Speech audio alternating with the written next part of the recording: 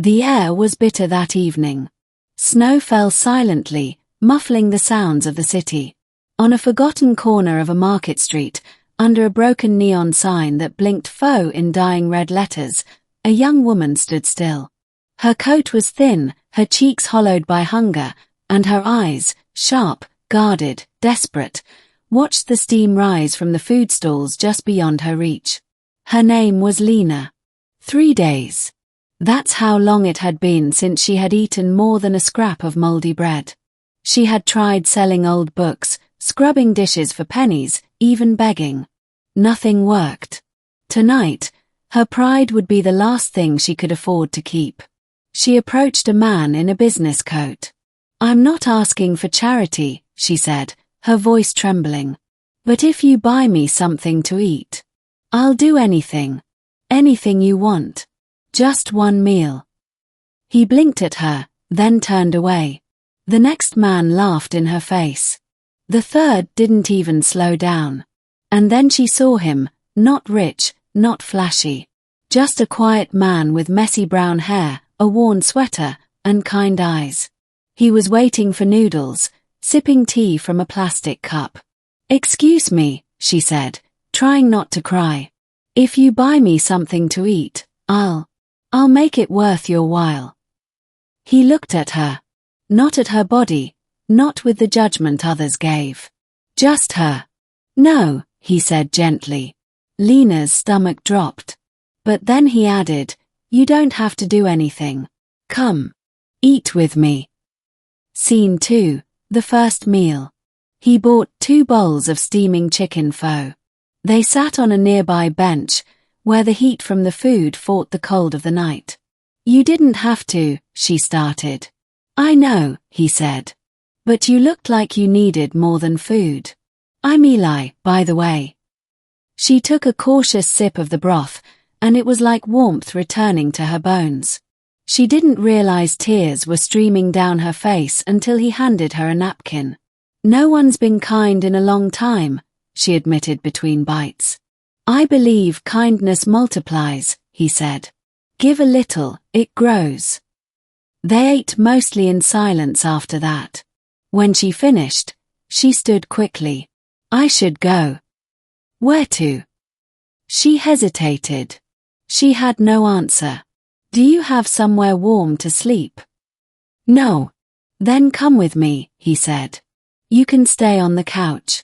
No strings." She narrowed her eyes. "You serious?" "Completely." Scene 3, the couch and the bookshelf.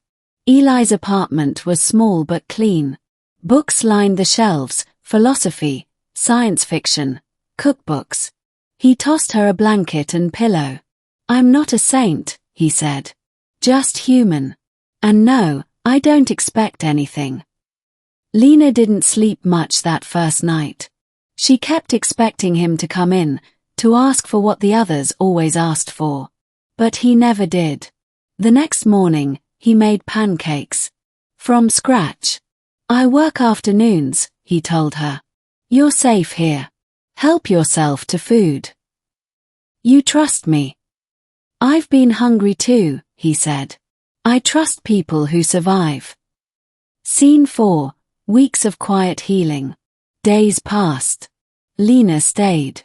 She started sweeping the floor, doing the dishes, cooking dinner. Not because he asked, but because she wanted to repay his quiet kindness. She learned he was a freelance writer. Liked long walks. Made bad jokes when nervous. One night, over roasted vegetables, she said, "Why me? Why help a stranger?" He shrugged. "You were trying to sell your body for soup. That's not a girl who gave up. That's a girl who refuses to die." Lina stared at him for a long time. "I don't know how to be loved without paying for it," she said softly. "Well," he said with a gentle smile, "then don't pay. Just stay." And she did. Scene 5, the turning point.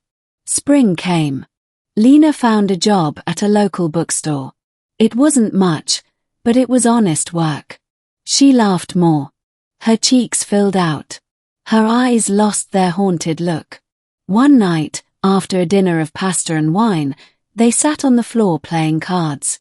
"You still planning to leave?" Eli asked.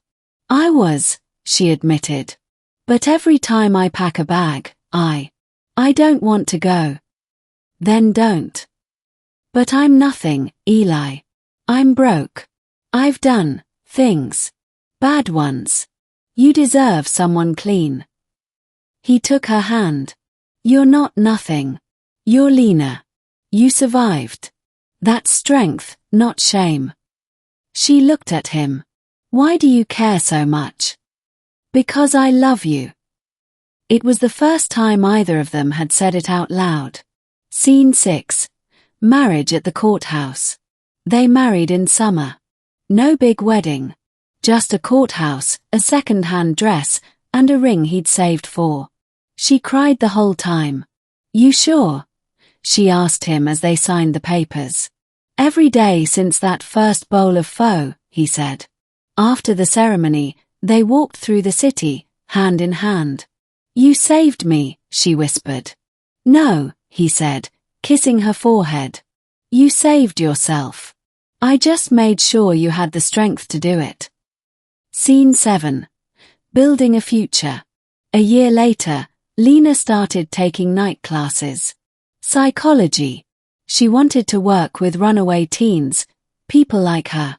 Eli supported every step. When she graduated with her certification, he was in the front row, cheering loudest. They bought a little house, fixed it up together. She painted the walls bright colors. He planted herbs on the windowsill. Every Thursday, they ate pho at the same street stall where they met. The old neon still blinked. One night, she leaned into him and said, "I tried to sell myself for food, remember?" "I remember. But you fed me instead. You fed my soul. And you became my wife," he said, smiling. She kissed him under the blinking neon light. And for the first time in years, Lina believed in forever.